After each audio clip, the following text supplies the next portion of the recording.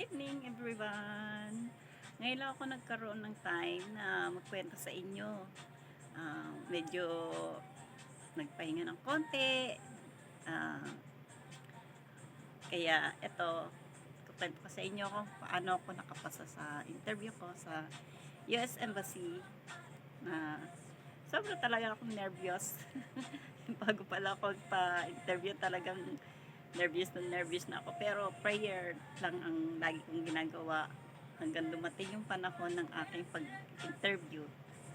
Kaya ngayon, meron na akong visa galing sa US Embassy. Pinadala nila sa akin after 4 days na makapasa ako sa aking interview. Kaya ito, thank you Lord dahil meron na akong visa na galing US. Triple ang kanyang nakalagay dito. Kaya 10 years. Thank you Lord.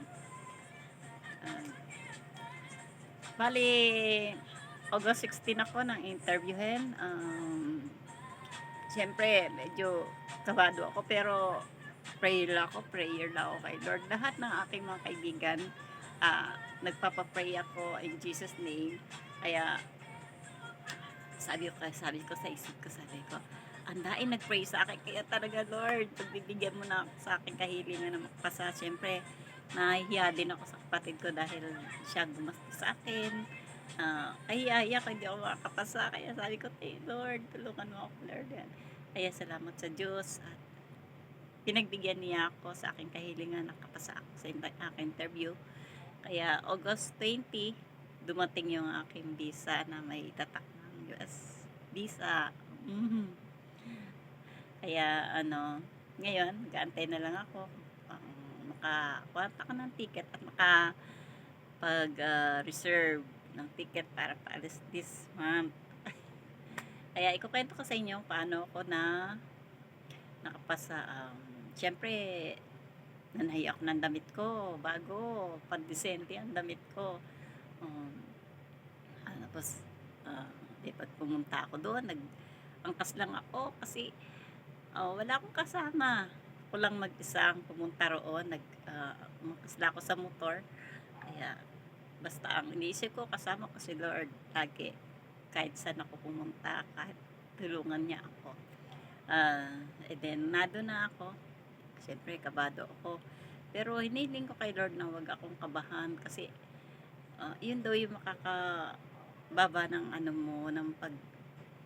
pagsagot. Nado na ako sa loob. Sabi ng mga sabi ko sa mga nakakasunod sa akin, sabi ko, magpapa-translate ako.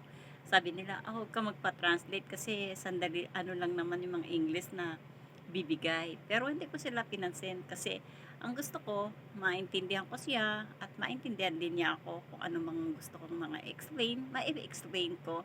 Marunong naman ako mag-English, konti lang.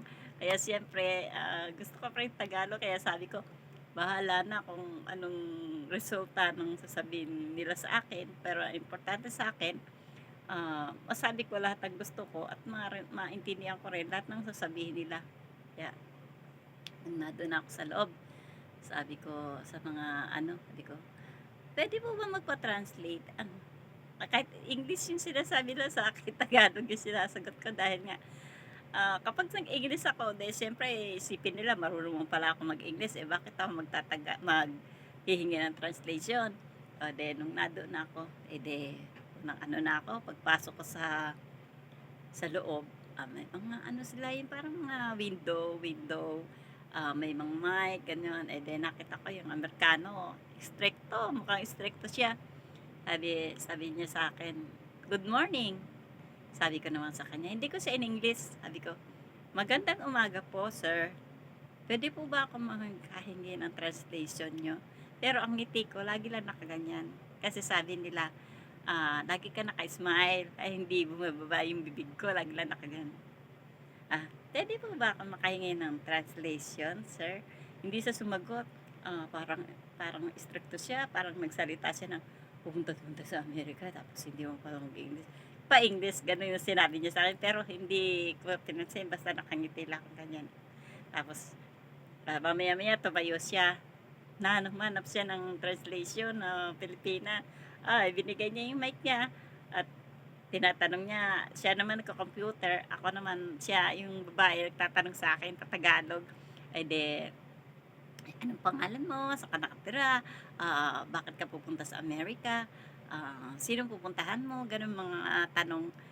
Pero kung ano lang yung tanong, yun lang yung sinasagot ko. Kahit Tagalog yung sinasabi niya, hindi ako nag-e-explain ng mga iba-ibang mga Tagalog. Basta sinasagot ko lang na ano, na tama at hindi ako nagnenervyos-nervyos. Straight yung tingin ko. Sabi niya,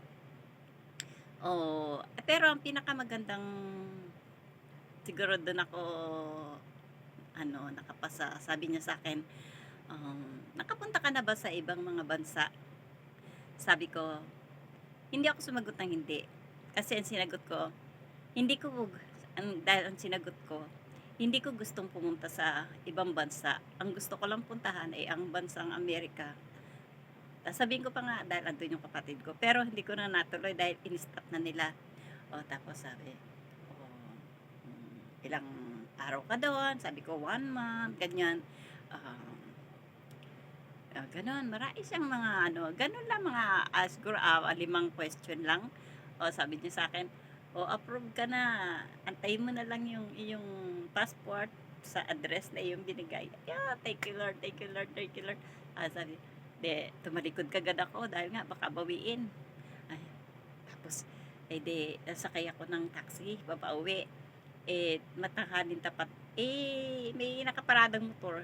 Kaya ginawa ko, nag-angkas na ako. Kasi gustong-gusto kong umuwi, baga niya.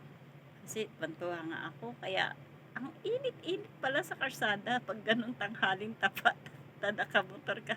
Kaya kaya hindi ko na naano 'yun, naramdaman niyo basta sa tuwa ko. Kaya thank you Lord, naiyak nga ako habang nakasakay akong motor dahil hindi ko akalain na makakapasa ako dahil ang dami-daming nagpapa-interview. Mahirap talagang makapasa. Kaya thank you Lord, yan yung aking story. Ngayon nag-aantay na lang akong ticket na makaalipad ngayong month. Yeah, thank you Lord.